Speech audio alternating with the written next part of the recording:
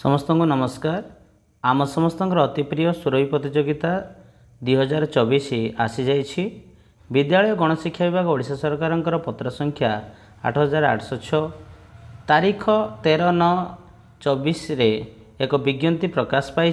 से लेखा अछि जे केबे आमे सुरभि प्रतियोगिता करिबा विद्यालय स्तर रे, क्लस्टर स्तर रे, ता सहित आम ब्लॉक स्तरीय, पुणी जिला स्तरीय, पुणी राज्य स्तरीय केबे क्यों तारीख रे आमर ए सुरभि प्रतियोगिता अनुष्ठित हेब, पुणी क्यों श्रेणीर छात्र छात्री क्यों विभाग में जोग देबे, आ क्यों प्रसंग रे समान प्रस्तुत करिवार आवश्यकता रही से विषय में आम पुंखानुपुंख भाव आलोचना करवा। जदि आम ठीक भाव में जाना ना क्यों प्रसंग में आमको भाग नेबार अच्छी ताहले आम हुए तो पछर रहा। तो से आमको भिडियोटी को संपूर्ण रूपे देखिबार अच्छी आउ केबे आम प्रिपेयर करिवार अच्छी भल भाव में जानिबार अच्छी।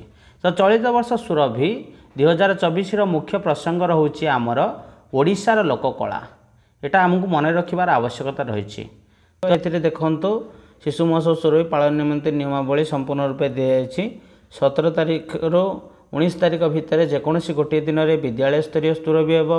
क्लस्टर स्तर में 23 ठार आरंभ कर 27 तारीख भितर जेकोसी गोटे दिन में हेब। ब्लॉक स्तर में 1 तारीख आरंभ कर जोड़ा अक्टोबर मसरे अक्टोबर 5 तारीख भितर आमर जेकोसी गोटे दिन में ब्लॉक स्तरीय सुरभि सरइबार अच्छी। पुणी जिला स्तरीय सुरभि बोलिकी आमको 21 तारीख आरंभ कर 28 तारीख भितर जेकोसी दिन में सेटा सरइबार अच्छी। सबू रिपोर्ट गलापर पुणी राज्य स्तर में आमर कृति प्रतियोगी मानू नहीं 3 दिन व्यापी जोटा कि 12 तारीख आरंभ कर 14 तारीख शिशु दिवस पर्यंत ये कार्यक्रम जोटा कि मंगलवार, बुधवार आ गुरुवार ये 3 दिन चलो। तो ये बोली आम विद्यालय छात्र छात्री मानू निश्चित भाव प्रिपरेशन कर आवश्यकता रही। तो क्यों श्रेणीर छात्र छात्री माने ये प्रतियोगिता भाग नेबे, पुणी से कौन प्रिपरेशन होबार अच्छी आमे देखिबा। जे चतुर्थ रु सप्तम श्रेणी पर्यंत पिला माने होचंदी कनिष्ठ, आउ अष्टम रु दशम होचंदी वरिष्ठ, आहुरी वरिष्ठ पिला माने होचंदी एकादश द्वादश, अर्थात एमती आमर जूनियर, सीनियर आ उच्च माध्यमिक भाबरे 3टी पर्यायर आमर प्रतियोगिता रही। तो वर्तमान देखि नबा कहार कौन टॉपिक रही। वितर्क देखंतु अष्टम रु दशम श्रेणी पिला मानक पई आ एकादश रु द्वादश श्रेणी पिला मानक समस्त पई गोटे ही प्रसंग रही जोड़ा कि केवल विद्यालय शिक्षा ही ओडिशार लोककला को बंचाई रखिबारे सहाय्य करुछि। तापरे आसिला जोड़ा कि 5 मिनिट समय। तापरे आसिला प्रबंध। प्रबंध लिखन पई आपण मानक घंटे समय मिलिबो। आ सेठी अष्टम रु दशम पिला मानक पई रही नूतन ओडिशा गठन रे लोककलार भूमिका। नूतन ओडिशा गठन रे लोककलार भूमिका। आ एकादश द्वादश श्रेणी पिला मानक रही ओडिया अस्मिता और समृद्ध ओडिशा।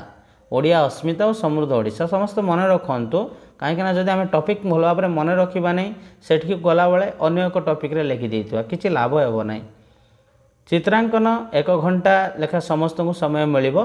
कनिष्ठ विभाग, वरिष्ठ विभाग, समस्त विभाग रे रही आम लोककला आम परिचय। आम लोककला आम परिचय। आ दिव्यांग शिशु मानक पई मध्य 1 घंटा चित्रांकन रही से गोटे टॉपिक आम लोककला आम परिचय समस्त मन रखिबा। एथर टॉपिक रोचे पेंटिंग रोचे आम लोककला आम परिचय। वर्तमान आसला क्विज। क्विज ओडिया भाषा रे हेबो जोड़ा कि आमर प्रत्येक वर्ष परि कला, संस्कृति, विज्ञान, गणित, इतिहास, भूगोल, राजनीति, पौष्टिक खाद्य ये समस्त को लेकिन हेबो। समस्त क्षेत्र में से समस्त टॉपिक सामान रही। प्रश्न मीडियम, हार्ड एमती भिन्न भिन्न हो पारे किंतु प्रसंग समस्त में सामान रही। जथा जूनियर, सीनियर आ वरिष्ठ सीनियर रे उच्च माध्यमिक श्रेणी मध्य समस्त ये कला, संस्कृति, विज्ञान, गणित, इतिहास, भूगोल, राजनीति, पौष्टिक खाद्य को लेकिन ही समस्त प्रतियोगिता हेब। वर्तमान आसला सृजनशील लेखन। सृजनशील लेखन रे आमर चतुर्थ रु सप्तम श्रेणी रहिबो आम लोककला आम गौरव। आम लोककला आम गौरव। अष्टम दशम श्रेणी, एकादश द्वादश श्रेणी अलग टॉपिक रही ओडिशार संस्कृति और परिवर्तित जीवन शैली। वर्तमान आसला वक्तृता। वक्तृता पई हमको 3 मिनिट ही टाइम मिलिबो। से भितर रही ओडिशार लोककलार समृद्धि रे मोर भूमिका। ओडिशार लोककलार समृद्धि रे मोर भूमिका चतुर्थ रु सप्तम श्रेणी पिला माने नहीं पारिबे। अष्टम रु दशम श्रेणी पिला मानक पई ଆଉ ଏକାଦଶ ଦ୍ୱାଦଶ ଶ୍ରେଣୀ ପିଲାମାନଙ୍କ ହଜି ଯାଉଥିବା ଲୋକକଳାର ବିକାଶରେ ମୋର ଭୂମିକା। ହଜି ଯାଉଥିବା ଲୋକକଳାର ବିକାଶରେ ମୋର ଭୂମିକା। ତାପରେ ଆସିଲା ସଙ୍ଗୀତ। ପ୍ରତିବର୍ଷ ପରି ଏ ବର୍ଷ ସଙ୍ଗୀତ ମଧ୍ୟ ଦେଶାତ୍ମବୋଧକ ସଙ୍ଗୀତ ହିଁ ରହିଛି ଆମର। ଦେଶାତ୍ମବୋଧକ ସଙ୍ଗୀତରେ ଆମେ ଭାଗ ନେଇପାରିବା। ଚତୁର୍ଥ ଅଷ୍ଟମ ଏକାଦଶ ଏମିତି ତିନୋଟି ଆମର ରହୁଛି ବିଭାଗ। ତିନୋଟି ବିଭାଗ ଦିବ୍ୟାଙ୍ଗ ଶିଶୁମାନଙ୍କ ପାଇଁ ମଧ୍ୟ ଦେଶାତ୍ମବୋଧକ ସଙ୍ଗୀତର ପର୍ଯ୍ୟାୟ ରହିଛି। ତାପରେ ଆସିଲା ଓଡ଼ିଆ ହସ୍ତାକ୍ଷର ଶ୍ରୁତ ଲିଖନ। ଓଡ଼ିଆ ହସ୍ତାକ୍ଷର ଶ୍ରୁତ ଲିଖନ 30 ମିନିଟ୍ ହେବ, ଯେଉଁଟାକି ଆମ ସଂସ୍କୃତି ଆମ ସମ୍ପତ୍ତି ସେ ଉପରେ ଶ୍ରୁତ ଲିଖନ ଡାକିବେ। ସେ ଶ୍ରୁତ ଲିଖନ ଆମର ପ୍ରତିଯୋଗିତା ହୋଇପାରିବ। ତାପରେ ଆସିଲା ଦଳଗତ ସାଂସ୍କୃତିକ କାର୍ଯ୍ୟକ୍ରମ। ଏଇଥିରେ 8 ରୁ 10 ମିନିଟ୍ ଭିତରେ ଆମକୁ ସାରିବାକୁ ପଡ଼ିବ। ଚତୁର୍ଥର 12 ଶ୍ରେଣୀ ପର୍ଯ୍ୟନ୍ତ ଆମେ ନେଇପାରିବା ଓଡ଼ିଶାର ଲୋକନୃତ୍ୟ। ଓଡ଼ିଶାର ଲୋକନୃତ୍ୟ। ତାପରେ ଏଥର ଗୋଟେ ହେଉଛି କ'ଣ, PM ପୋଷଣ ଉପରେ ଲୋକକଳା ଆସିଛି, ଚିତ୍ରକଳା ଆସିଛି, ଶିଳ୍ପକଳା ଆସିଛି। PM ପୋଷଣରେ ଚିତ୍ରକଳାରେ ଚତୁର୍ଥରୁ ଅଷ୍ଟମ ଶ୍ରେଣୀ ଜଣେ ଛାତ୍ର ନେଇପାରିବେ। 1 ଘଣ୍ଟା ସମୟ ଦିଆଯିବ।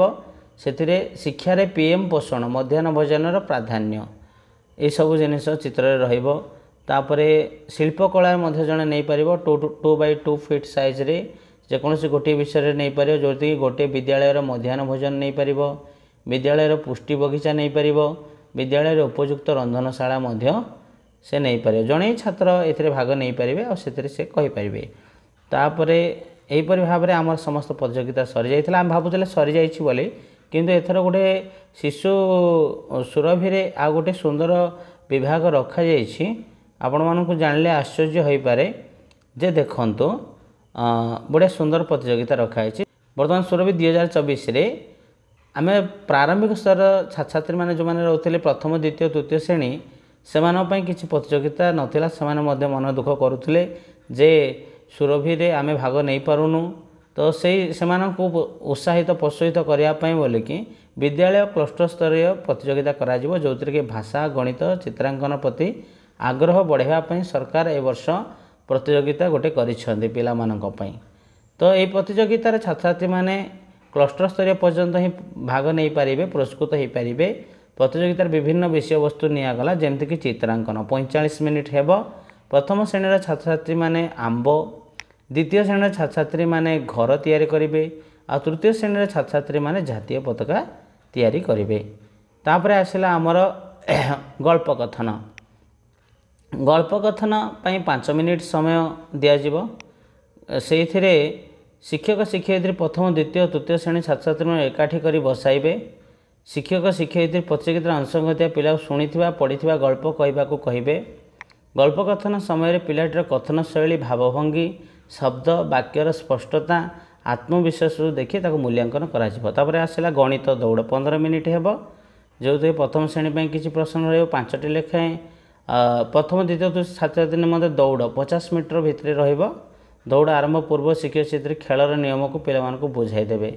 ସେ ପ୍ରଶ୍ନଟି ସଲ୍ଭ କରିବ, ସଲ୍ଭ କରିକି ଆସିକି ଦୌଡ଼ିକି ସେଥିରେ ମଧ୍ୟ ପ୍ରଥମ ଦ୍ୱିତୀୟ ତୃତୀୟ ଏମିତି ବଛାଯିବ। ତାପରେ ଗଣିତ କୁଇଜ୍ ରହିଛି, ସେଇଟା ମଧ୍ୟ 30 ମିନିଟ୍ରେ ହେବ। ଶିକ୍ଷକ ଶିକ୍ଷୟିତ୍ରୀ ପିଲାଙ୍କର ସ୍ତର ଅନୁସାରେ କୁଇଜ୍ ପଚାରିବେ। ପ୍ରଥମ ଦ୍ୱିତୀୟ ତୃତୀୟ ଶ୍ରେଣୀ ପାଇଁ ପ୍ରତ୍ୟେକ ଶ୍ରେଣୀ ପାଇଁ 5ଟି ଲେଖାଏଁ ପ୍ରଶ୍ନ ତିଆରି କରାଯିବ। ଆଉ ପ୍ରତ୍ୟେକ ଶ୍ରେଣୀ ଛାତ୍ରଛାତ୍ରୀମାନେ କୁଇଜ୍ ପ୍ରତିଯୋଗିତାରେ ମୌଖିକ ଭାବେ କରାଯିବ। ପ୍ରଥମ ଶ୍ରେଣୀ ପାଇଁ ମୌଖିକ, ଦ୍ୱିତୀୟ ତୃତୀୟ ଶ୍ରେଣୀ ପାଇଁ ଲିଖିତ ଭାବରେ ଆମେ କରିପାରିବା। କଳାପଟରେ ମଧ୍ୟ ପ୍ରଶ୍ନ ଲେଖି ଉତ୍ତର କରିବାକୁ କହିପାରିବା। ଏହିପରି ଭାବେ ଶିଶୁମାନଙ୍କୁ ଆମେ ସୁରଭି ପ୍ରତିଯୋଗିତାରେ ଉତ୍ସାହ ଯୋଗାଇ ଦେବା। ସେମାନେ ମଧ୍ୟ ଜାଣନ୍ତୁ ଯେ ଶିଶୁମାନଙ୍କ ପାଇଁ ଗୋଟେ ସୁରଭି ପ୍ରତିଯୋଗିତା ହେଉଛି। ଆମକୁ ଆଗାମୀ ସମୟରେ ପୁଣି ଉଚ୍ଚ ସ୍ତରରେ ଆଗକୁ ଯିବାର ଅଛି, ପୁଣି ଜିଲ୍ଲା ସ୍ତର ରାଜ୍ୟ ସ୍ତରକୁ ଯିବାର ଅଛି। ବର୍ତ୍ତମାନ ପର୍ଯ୍ୟନ୍ତ ସରକାର କ୍ଲଷ୍ଟର ସ୍ତର ପର୍ଯ୍ୟନ୍ତ ସେମାନଙ୍କୁ ସୁଯୋଗ ଦେଇଛନ୍ତି। ସେମାନଙ୍କୁ ଏଇଟା ହେଉଛି ଗୋଟେ ପ୍ରସ୍ତୁତି ପର୍ବ ସେମାନଙ୍କ ପାଇଁ। ନିହାତି ଭାବେ ଏଇଟା ଗୋଟେ ଉଚ୍ଚସ୍ତରୀୟ ପଦକ୍ଷେପ ବୋଲି ଆମେ ମନେ କରୁଛୁ। ଆଶା କରୁଛି ସମସ୍ତେ ଏଥିରେ ଭାଗ ନେବେ ଆଉ ସୁରଭିରେ ନିଶ୍ଚୟ ପୁରସ୍କୃତ ହେବେ। ପୁରସ୍କୃତ ହୁଅନ୍ତୁ ବା ନ ହୁଅନ୍ତୁ, ଭାଗ ନେବା ପାଇଁ ଯେଉଁମାନେ ଆଗକୁ ଆସୁଛନ୍ତି ସେମାନେ ଜଣେ ଜଣେ ପ୍ରକୃତରେ ବିଜୟୀ। ତ ଏହି ଉଦ୍ଦେଶ୍ୟ ନେଇ ଆମେ ଆଗକୁ ଯିବା ଆଉ ଶିଶୁ ପର୍ବ ସୁରଭିକୁ ସଫଳ କରିବା। ଧନ୍ୟବାଦ।